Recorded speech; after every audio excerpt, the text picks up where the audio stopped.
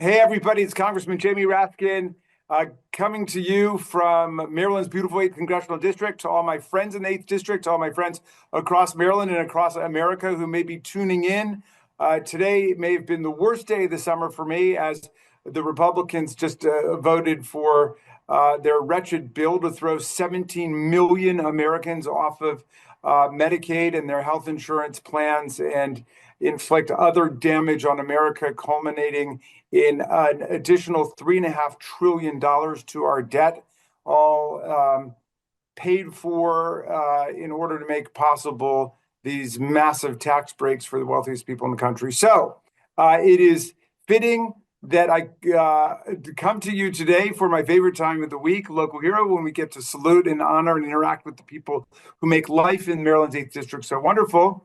That we are honoring two people responsible for my favorite day of the summer so far, No King's Day. And I'm delighted to introduce you all to, in case you don't know them, Leah Greenberg and Ezra Levin, who are the founders, the co-founders, and the co-executive directors of Indivisible, the social and political awakening and organization that grew up during the first Trump administration, and that is now such a catalyzing and central organizing force right now during the second Trump administration. And they put it all together. And Leah actually grew up here in the 8th Congressional District and is the proud graduate of Richard Montgomery High School. And she, along with Ezra, has been listed as one of Time Magazine's most influential people. That was in 2019. And she's also been on all the lists for the most powerful people in Washington, et cetera. And it's all for creating Indivisible, which was such a remarkable brainstorm. And it is their brainchild and their baby. And so they have created the major popular counterforce right now in the country to what's been happening. And Ezra worked at Prosperity Now as the director of federal policy there, which is a national anti-poverty group. And he had worked for my friend and my colleague, Congressman Doggett, on the Hill as his deputy policy director, and had worked as the field director for Doggett's campaign back in 2010. And he grew up in Texas and has had a lot of involvement in Texas politics. Anyway, look, all of which is to say, I speak not just for the people, I believe, of Maryland's 8th District, anyway, the ones who are not sympathetic to what's taking place with the Trump administration, but I'm speaking for people all over the country. But you are our local heroes because you are ours and you are here in Montgomery County. Congratulations and thank you for everything you guys have done. Thank you. Thank you so much. It's a pleasure to be in partnership with you, such an enormously important leader in the pro-democracy movement. 1000%. And shout out to Montgomery County Indivisible, very active Indivisible group. MoCo. Indivisible MoCo, indeed. Yeah, and there's a couple other great groups. I know there's some Silver Spring and Tacoma Park groups out there that are doing amazing work. We just had a new Indivisible group in Silver Spring formed this week, actually, in the past week. Yeah. Which one is that? It's brand new. I don't remember the name of the new Indivisible. Yeah. We're getting about 5 to 2 new Indivisible groups every single day. So just popping up everywhere, right? But how many Indivisible rallies were there? I really want to get into what happened on June 14th, but before we do that, just tell me quickly, how many rallies were there around the country? On June 14th, on No King's Day? Yeah. Remember, I think it was 2,169 across 27 countries. Yeah. Oh, so it wasn't even just in the U.S. anymore. And those are all Americans who are living abroad who are part of the well, actually, it's not disproportionately in the other countries. It's Americans living abroad, but not only. There are other folks showing up in solidarity. My favorite thing about the international protest was we were doing No King's Day, but in countries where there is indeed a king, they said No Tyrant's Day instead. Yeah. The Commonwealth countries tended to go with no dictators or no tyrants. Ireland, no kings. Yeah. So where there are technically democracies, no kings, and then where it's a monarchy, kings, I guess grudgingly okay, but no tyrants, no tyrannical kings. Ceremonial kings are okay, but right. no actual. Tom Paine would not be happy about that. I mean, he said it makes as much sense to have a hereditary ruler as it makes to have a hereditary mathematician. or a hereditary teacher. Each person's got to be judged on his or her own merits. All right, but look, let's go back to the beginning a little bit. So, Leah, let's start with you, since you are born and bred and raised right here in the 8th District and a graduate of Richard Montgomery. But tell us the story, well, first of how you and Ezra met, and then at what point in your careers during the first administration you decided this was what you were called to do. Absolutely. And I should note before I jump in that we're married. We sometimes don't mention that up front, and then it becomes a little confusing halfway through our story. But not only are you married, you're married to each other. You're married to each other. Yes, exactly. Right. So I grew up, growing up in the 8th District.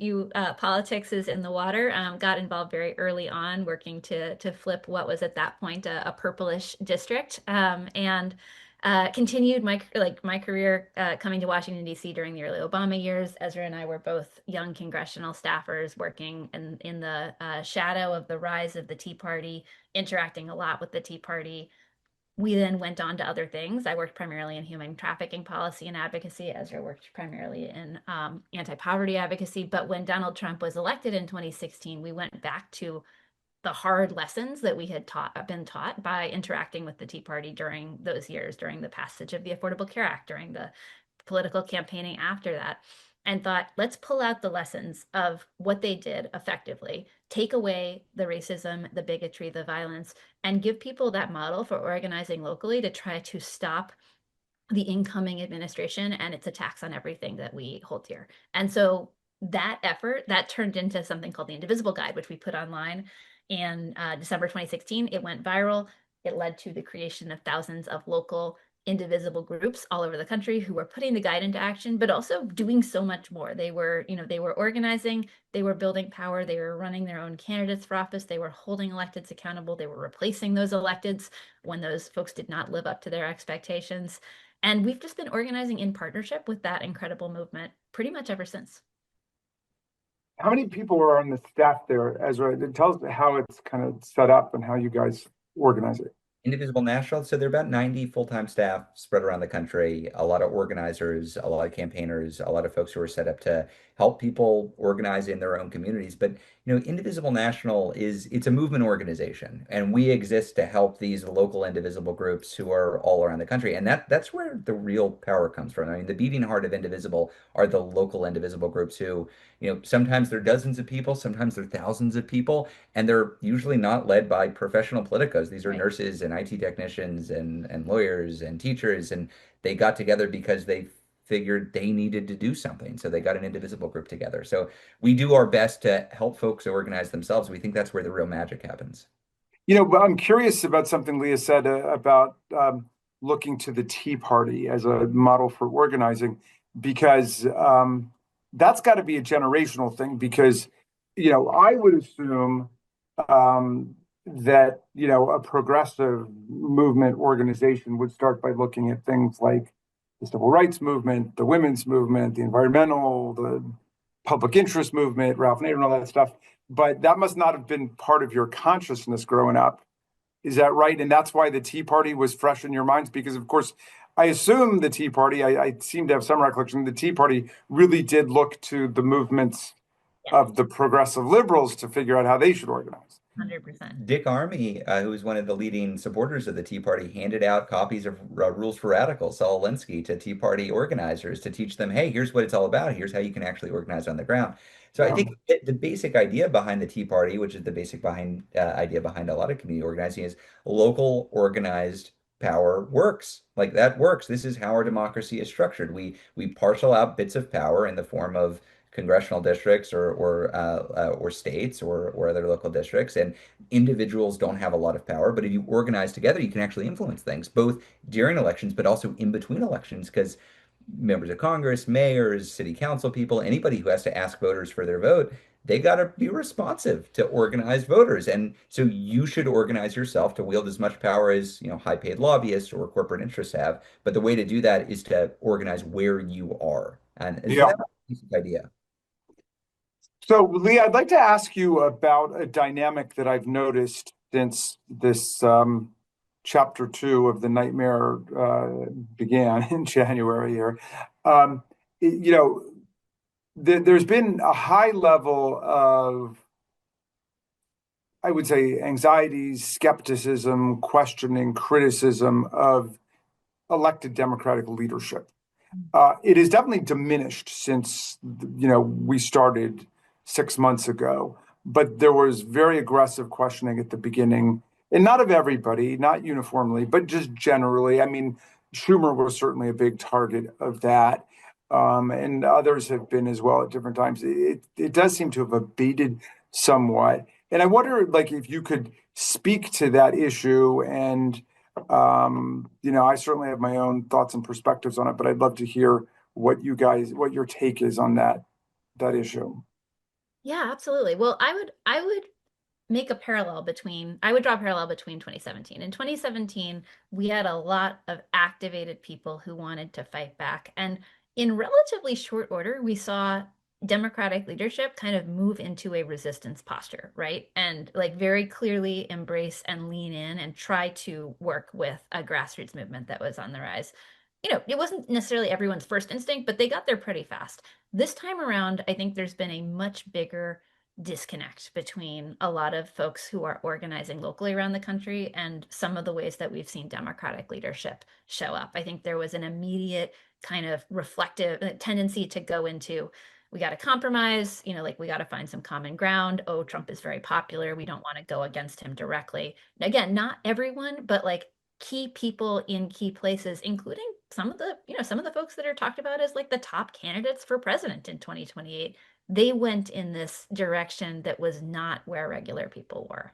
And I Yeah, say that's actually like a bigger societal disconnect. I think that one of the defining features when we look back on this time is actually going to be the degree to which elites collectively, like elite institutions, media, business, higher education, all of law the firms. law firms, right, kind of like started to say, oh, well, Trump is here and he's going to take power and this is how it's going to be. So we got to figure out how to operate versus regular people who are like, what the hell? No, just because he won a tiny plurality does not mean that he gets to be the king of America Yeah. forever. He makes And this. well, and that kills me every time because Joe Biden beat him by 7 million votes in 2020, 306 to 230 in the Electoral College. Not only did they not accede to what was a pretty big mandate, popular mandate, and Electoral College mandate, they denied that Biden had won the election. He tried to overthrow the election, and then they continued to repudiate it and fight him every step along the way. Then he wins by around 2 million votes, a fraction of what Biden beaten him by. And then suddenly everybody's supposed to shut up. There's like this mythological landslide mandate that he won when it was one of the narrowest popular election victories, in the last 50 years. But Ezra, follow through on that. Am I right, or am I just, flattering the elected officialdom that gap has closed a lot, and that there seems to be much more unity and infusion of a popular protest and organizing strategy with an inside legislative litigation governmental strategy for trying to resist? No, I think there are some steps forward and some steps back. I think the Democrats did a really good job responding to the grassroots energy in this fight against this reconciliation bill. I think both in the Senate and in the House, your Democratic colleagues did as much as they could have done to slow things down and fight back, and that's good. It wasn't a given, and this bill was awful, and the fact that it's a party line vote is somewhat cold comfort, but it's good that But it it's was a party important. line vote, and it's important. I do think there remains some distance between rank and file Dems and normal everyday Americans in Democratic leadership. There's a reason why Indivisible is not now, nor have we ever been, an arm of the Democratic Party. Our goal is not to just support the Democratic Party. Our goal is to fight for democracy. And that means affirmatively being outside the party structure and being able to provide support and send some love when y'all are doing great work. And we try to do that. But also, if there aren't tactics being taken, if there aren't strategies being pursued, we call it out. I mean, you mentioned Chuck Schumer, when he caved on the Republican CR earlier this year, we called an emergency meeting of Indivisible groups all over the country, and we asked them, what should we do? And 92% of them said we should call for Chuck Schumer to step down from leadership. And Mm-hmm.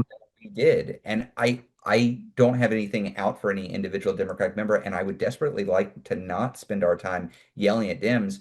We want to be cheering on a entrepreneurial, proactive, pro-democracy opposition party in this country. But that means being willing to call out folks when they don't meet our standards. And that's not our standards. That's the standards of rank and file Dems, normal everyday Americans, pro-democracy activists around the country.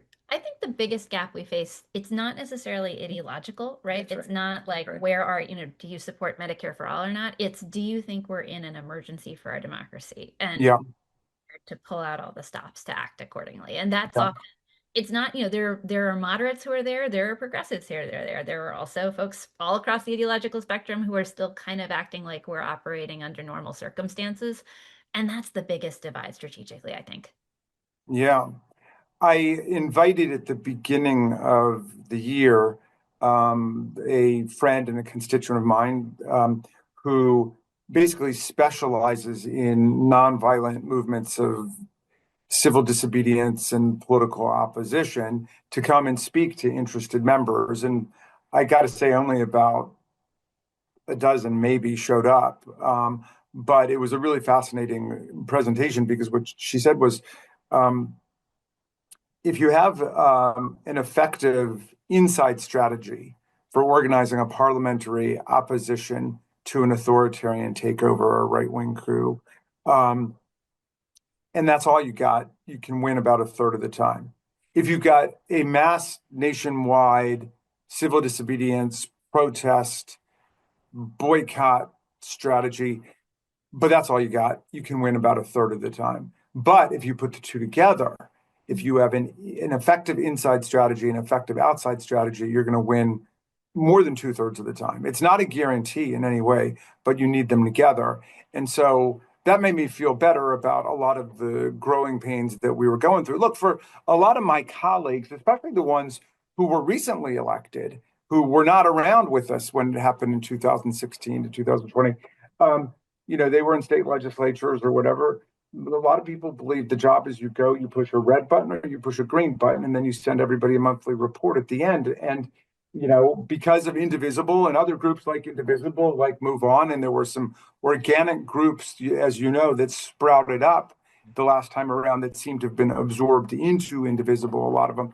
But, um, you know, um, these groups have insisted that those of us in public office be organizers. And that means we bring information back to people constantly about what's happening. And we bring demands and agitation and theoretical insights into the parliamentary arena with us. That's a whole different role than what somebody would have thought of from like the movies is what a member of Congress or legislature does. But Kathleen Connor, who's on the call, my district director, knows, I mean, that's kind of in my blood just because of the way I grew up. So when Trump won the same night that I did in 2016, and that was a nightmare, we were so focused on our own race and winning for the first time that we hadn't really focused on what was going on. And but when that did happen, then we met immediately and we said, look, we're organizers now. We took out the Silver Spring Civic building and we rented buses, and I think we had 32 buses, and we brought down 1,700 people to the Women's March. For on the first day of the administration. And I understood immediately that when you're in the opposition, that's what your role is. And, when I was in the Maryland State Senate, I was the majority whip. We were getting lots of stuff done. We were passing marriage equality, abolishing the death penalty. We passed the first national popular vote, interstate compact legislation in the country. That I was very much like an in the weeds legislator, an architect of legislative passage. And then suddenly I found myself in the minority with the Republicans controlling the House, the Senate, and the White House. And then it was much more like back to college. It's about being an organizer, like what you guys do. So that's why I've been so moved and inspired by your example and what you've been able to create on a nationwide basis. And you've had careers also with kind of 1 foot inside the government public policy arena and one on the outside of, street organizing and campaign organizing. What do you see as the future now for Indivisible, both short and medium term, by which I mean 2026 and 2028, but then where's it all headed? Well, short and long term have slightly different definitions right now in a moment when even something that happened just like 3 weeks ago feels like ancient history. So I would say our immediate horizon is really around bringing people in and training them and getting them upskilled. Like we know that we gotta do an all of the above strategy. We have to focus on our traditional bread and butter on advocacy and elections. We got to win those elections. And also, we need to think about the lessons and the learnings from movements that have successfully nonviolently taken on would-be authoritarian regimes. How do you actually organize to leverage the power of regular people in relation to the institutions that either uphold authoritarianism or defect and undermine it, right? That is, it is businesses, it is the media, it is higher education, it is faith communities. We actually have to think of ourselves as organizers within indivisible groups, but also in relation to all of the places in our life where we have power and leverage. That's going to be a big set of things for us, but the first step is just getting everyone we can into the movement, organized, finding a local organizing home, and trained up on what's to come. So we've launched a big training series for the summer, 1 Million Rising, where we're asking folks to really get together in local community, find your local organizing home, and start moving through thinking about this and how do we build and develop these campaigns together. Yeah, well, that kind of leads to my last question because sometimes, when I go out to speak to people and there's obviously great angst about what's going on, people say, well, if I can do one thing, what is the thing that I should do? And I always say, whatever the organization is, join an organization because you will be able to work with that organization to know what you should be doing on any particular day, in any particular week or month, right? But if I tell you now, it could change tomorrow. But that's the importance of being part of a group, I assume. I mean, is that kind of like the advice you give people, Ezra? Yeah, look, we find a lot of people who got activated because something was happening. The Affordable Care Act was under attack. They were issuing a Muslim ban. They were separating families. They were passing the tax scam, maybe right now because of this bill. And some set of people lifted up there and said, I've got to do something. What do I do? And if you get involved locally with the group, you're going to find a community and you're going to get involved for the cause that activated you. But the reason why you're going to stay, the reason why you're going to persist, and the way that you're going to build power is that community helps you. It helps you stay in the fight. You're going to want to stay in the fight because that's how we actually achieve any kind of change. So we do start with find your local group. Maybe it's an indivisible group, maybe it's not. That's okay. Find your appropriate organizing home and get to work. And if you're looking to find that group, a good immediate recommendation is the 5-year anniversary of your former colleague, John Lewis's passing is July 17th. This is going to be a national day of remembrance and mobilization. Thursday, July 17th, there's probably an event in your area. You can find it. You'll probably find some cool people who you can join and start organizing with. Well, that's awesome. And we all love John Lewis. And I actually inherited his furniture, so I have his Oh, his wow. table. So I tell everybody when they come in the office, you got to be here to make some good trouble, because this is the table where it all happens. All right, wait, just close finally, if you would. How many people were at the No Kings rallies, and how do you estimate the success of what you guys put together there? Well, we our best estimate is about 5 million people, and that's based on what we got from reports from people who are organizing the events and kind of some math extrapolating RSVPs in relation to organized events or to the places where we have the data. That's a lot of people. That is a historic number of people, and also we're always going to be building more or towards more. We want all of those folks to be moving into a local organizing home, and then next time we want more each of them to be bringing a friend. So that's Yeah. kind of good. And a march, I mean, it's a historic march. It's a historic event. There are just about more people than have showed up at any time in recent American history. It's also a tactic.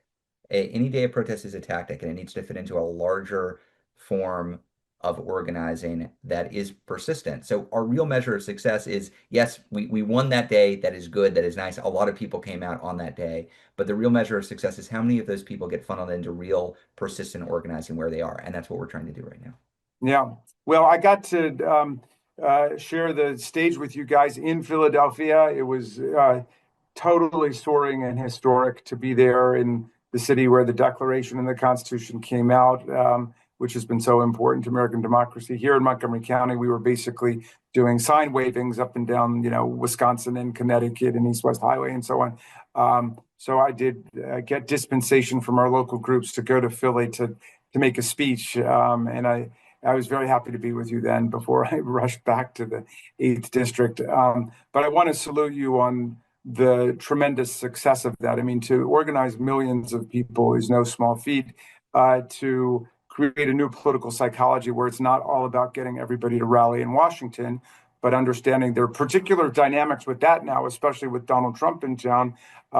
There are people who would love nothing more than to stage another confrontation with Proud Boys and Oath Keepers and all of the pardoned insurrectionists. And so it's a far more powerful statement to have 2,000 or 2,500 rallies and marches all over the country. And the pictures and the videos made are just so moving, of what happened. So anyway, we salute you. We thank you for being real patriots on today, the 4th of July, Independence Day, and the day when we get to recognize you as our local heroes. So thank you, Leah Greenberg and Ezra Levin, for everything you do. And hang tough and keep at it.